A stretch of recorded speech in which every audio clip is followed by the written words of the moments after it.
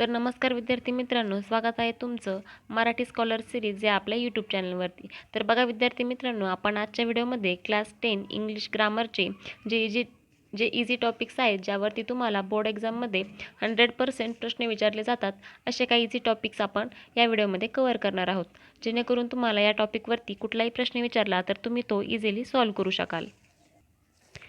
त्यामुळे व्हिडिओ काळजीपूर्वक आणि शेवटपर्यंत नक्की बघा. कारण आता तुमच्या 10वीच्या बोर्ड परीक्षेला खूपच कमी दिवस राहिलेले आहेत आणि या शेवटच्या दिवसात कमीत कमी अभ्यास करून तुम्हाला जर जास्तीत जास्त मार्क्स मिळवायचे असतील तर आत्ताच आपल्या चॅनलला नक्की सबस्क्राईब करा. तर बघा विद्यार्थी मित्रांनो, आजच्या व्हिडिओमध्ये आपण यापैकी कोणते कोणते टॉपिक्स कव्हर करणार आहोत ते आपण सर्वप्रथम बघूयात. तर बघा आजच्या व्हिडिओमध्ये आपण ॲड अ क्वेश्चन टॅग, त्यानंतर इन्फिनिटिव्ह आणि WH क्वेश्चन्स हे 3 टॉपिक्स आपण आजच्या व्हिडिओमध्ये कव्हर करणार आहोत. तर बघा सर्वप्रथम आपण क्वेश्चन टॅग बघूया. तर बघा क्वेश्चन टॅग म्हणजेच काय? A question tag is a short question added at the end of sentence to confirm or check information. तर बघा क्वेश्चन टॅग एक शॉर्ट क्वेश्चन असतो जो आपण सेंटेन्सच्या शेवटी ॲड करत असतो एखादी इन्फॉर्मेशन कन्फर्म करण्यासाठी किंवा चेक करण्यासाठी. तर बघा for example, it's hot today या वाक्यामध्ये इजंट इट हा या ठिकाणी क्वेश्चन टॅग ॲड केलेला आहे. तर बघा आपल्याला जर क्वेश्चन टॅग ॲड करायचा असेल तर आपल्याला काही रूल्स लक्षात ठेवणं गरजेचं आहे. तर बघा number 1, write the sentence as it is and give comma. तर आपल्याला सर्वप्रथम वाक्य कसंही असो ते आपल्याला जशाचं तसं लिहायचं असतं आणि त्यानंतर आपल्याला कॉमा द्यायचा असतो. त्यानंतर 2 नंबरचा नियम आहे तो म्हणजे if the sentence is positive tag is negative. जर दिलेलं सेंटेन्स जर पॉझिटिव्ह असेल तर आपला टॅग हा निगेटिव्ह येणार असतो. आणि त्यानंतर नंबर 3चा जो नियम आहे तो म्हणजे if the sentence is negative tag is positive. म्हणजेच जर दिलेलं वाक्य निगेटिव्ह असेल तर आपला टॅग हा निश्चितच पॉझिटिव्ह येणार असतो. क्वेश्चन टॅग बनवत असताना त्यामध्ये सर्वात महत्त्वाचं असतं ते म्हणजे हेल्पिंग वर्बचं निगेटिव्ह फॉर्ममध्ये कन्व्हर्जन करणं. तर बघा या ठिकाणी मी तुम्हाला काही इम्पॉर्टंट हेल्पिंग वर्ब दिलेले आहेत जे की वारंवार यूज केले जातात आणि त्यांचं मी तुम्हाला निगेटिव्ह फॉर्ममध्ये कन्व्हर्जनसुद्धा करून दिलेलं आहे. तर बघा या ठिकाणी ॲमचं आरंट होतं, त्यानंतर इजचं निगेटिव्ह फॉर्ममध्ये कन्व्हर्जन इजंट होतं, त्यानंतर आरचं आरंट होतं, त्यानंतर वॉचचं वॉजंट होतं, त्यानंतर विअरचं वेरंट होतं, शालचं शांट, शूटचं शुडंट, कॅनचं कांट, कूडचं कुडंट आणि विलचं या ठिकाणी ओंट होतं. तर हे तुम्हाला लक्षात ठेवायचं आहे.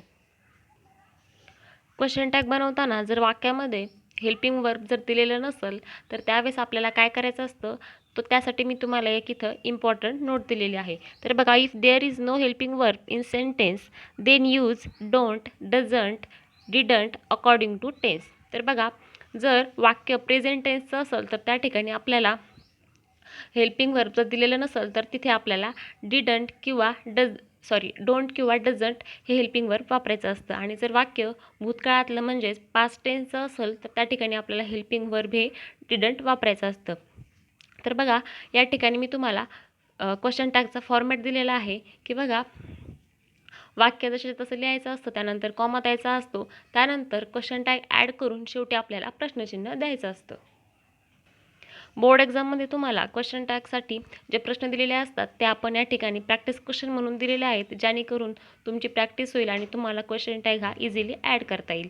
तर बघा बोर्ड एक्झाममध्ये तुम्हाला इझिली एक सिंपल वाक्य दिलेलं असतं आणि त्या वाक्यामध्ये तुम्हाला क्वेश्चन टॅग हा ॲड करायचा असतो. तर बघा उदाहरणार्थ इथे वाक्य दिलं आहे भोली वाज फ्रायटन्ड. तर बघा आपल्याला सर्वप्रथम क्वेश्चन टॅगच्या रूल्सनुसार वाक्य हे जशाच्या तसं लिहायचं असतं ते आपण इथे लिहून घेतले. त्यानंतर आपल्याला वाक्यामधलं हेल्पिंग वर्ब शोधायचं असतं. तर या ठिकाणी वॉज हे हेल्पिंग वर्ब दिलेलं आहे, परंतु वाक्य हे पॉझिटिव्ह असल्यामुळं आपला टॅग हा निगेटिव्ह येणार आहे आणि त्यामुळं आपल्याला वॉजचं निगेटिव्ह फॉर्ममध्ये कन्व्हर्जन करायचं आहे. तर वॉजचं निगेटिव्ह फॉर्ममध्ये कन्व्हर्जन वॉजंट होतं, त्यामुळे आपण या ठिकाणी वॉजंट लिहिलं आहे. आणि या ठिकाणी वाक्यामध्ये भोली हा कर्ता असल्यामुळं आणि भोली ही स्त्री असल्यामुळं आपण या ठिकाणी त्याच्यासाठी शी हा शब्द यूज केला आणि शेवटी आपण या ठिकाणी क्वेश्चन मार्क दिला आहे. त्यानंतर मी तुम्हाला आणखी काही वाक्य एक्झाम्पल म्हणून दिलेले आहेत, जेच तुम्ही जर अभ्यास केला तर तुम्हाला क्वेश्चन टॅग निश्चितच समजून जाईल. आपण एखादं आणखी एक वाक्य घेऊन बघू. बघा, उदाहरणार्थ नाथू ग्रंबल टू हिमसेल्फ. तर बघा या ठिकाणी आपल्याला हे वाक्य जसे तसं लिहून घ्यायचं आहे. त्यानंतर आपल्याला कॉमा द्यायचा आहे आणि त्यानंतर आपल्याला वाक्यामधलं हेल्पिंग वर्ब हे शोधायचं असतं. तर बघा या वाक्यामध्ये हेल्पिंग वर्ब कुठेही दिलेलं नसल्यामुळं आपण डू, डज, डोंट, डझंट आणि डिडंट यापैकी यांचा वापर करायचा असतो. तर बघा हे वाक्य पास्ट टेन्स म्हणजे भूतकाळातला असल्यामुळं आपण या ठिकाणी, आणि ते वाक्य पॉझिटिव्ह असल्यामुळं आपला टॅग हा निगेटिव्ह येणार आहे, म्हणून आपण डीड या हेल्पिंग वर्बचं निगेटिव्ह फॉर्ममध्ये कन्व्हर्जन करून डिडंट केलं आहे. आणि या ठिकाणी नाथू हा मुलगा असल्यामुळं आपण त्यासाठी हा शब्द या ठिकाणी वापरला आणि शेवटी क्वेश्चन मार्क दिला आहे. तर बघा यानंतरचा आपला पुढचा टॉपिक असणार आहे, जो की फार इझी आहे पण पेपरच्या दृष्टीने फारच इम्पॉर्टंट आहे, त्यामुळे आपण तो आता लगेच बघणार आहोत. तर बघा पुढचा टॉपिक आपला असणार आहे अंडरलाईन द इन्फिनिटिव्ह.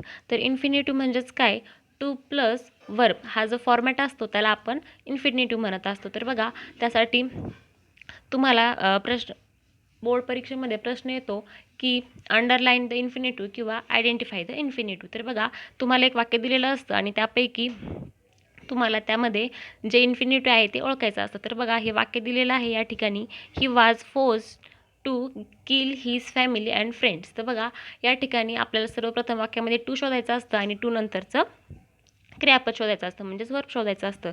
तर इथे टू किल हे आपलं इन्फिनिटिव्ह असणार आहे आणि त्यामुळं आपण ते खाली लिहून घेतले. खाली एक्झाम्पल म्हणून मी काही वाक्य दिलेत ज्यांचा की तुम्ही सराव करू शकता. त्यानंतर आपला पुढचा आणि महत्त्वाचा टॉपिक असणार आहे तो म्हणजे फ्रेम WH क्वेश्चन्स. तर बघा WH वर्ड्स किंवा WH क्वेश्चन्स म्हणजे काय असतं ते आपण सर्वप्रथम जाणून घेऊयात. तर बघा WH वर्ड्स म्हणजे जसं की व्हॉट म्हणजे काय, त्यानंतर वेअर म्हणजे कुठे, त्यानंतर व्हेन म्हणजे कधी, त्यानंतर हू म्हणजे कोण, हुम म्हणजे कोणाला, त्यानंतर विच म्हणजे कोणता किंवा कोणती.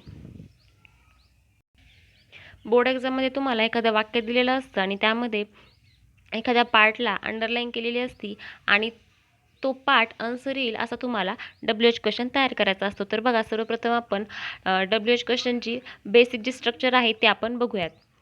तर बघा जर सेंटेन्समध्ये हेल्पिंग वर्ब असेल तर कशी रचना असेल, WH word plus helping verb plus subject plus main verb. त्यानंतर जर सेंटेन्समध्ये हेल्पिंग वर्ब दिलेले नसेल तर सेंटेन्स विदाऊट हेल्पिंग वर्ब. तर त्यावेळेस आपली रचना असणार आहे WH word plus do, does किंवा डीड प्लस सब्जेक्ट आणि त्यानंतर मेन वर्ब. तर बघा फॉर एक्झाम्पल आपण बघू, हे वाक्य आहे my father was a medical professional. तर या ठिकाणी तुम्हाला माय फादर या पार्टला अंडरलाईन करून दिलेले आहे, म्हणजेच तुमचं उत्तर हे माय फादर असं आलं पाहिजे, असं तुम्हाला क्वेश्चन बनवायचा असतो. तर बघा माय फादरसाठी कोणता WH वर्ड सूट करेल ते आपल्याला अगोदर शोधायचं असतं. तर जो की शब्द आपण या ठिकाणी लिहून घेतला आहे हू. तो लिहिल्याच्या नंतर आपल्याला वाक्यामधलं हेल्पिंग वर्ब शोधायचं असतं आणि ते या ठिकाणी आपल्याला लिहून घ्यायचं असतं. आणि ते लिहिल्याच्या नंतर राहिलेला पार्ट जो असतो आपल्या त्या वाक्यामधला तो आपल्याला जसं तसं लिहायचा असतो आणि शेवटी क्वेश्चन मार्क द्यायचा असतो. आणि त्यानंतरचं दुसरं वाक्य बघा, Stephen decided to continue his research. तर बघा या ठिकाणी आपल्याला कंटिन्यू हिज रिसर्च या पार्टला अंडरलाईन करून दिलेलं आहे, म्हणजेच आपल्याला असा क्वेश्चन बनवायचा की ज्याचा आन्सर आपल्याला हे आलं पाहिजे.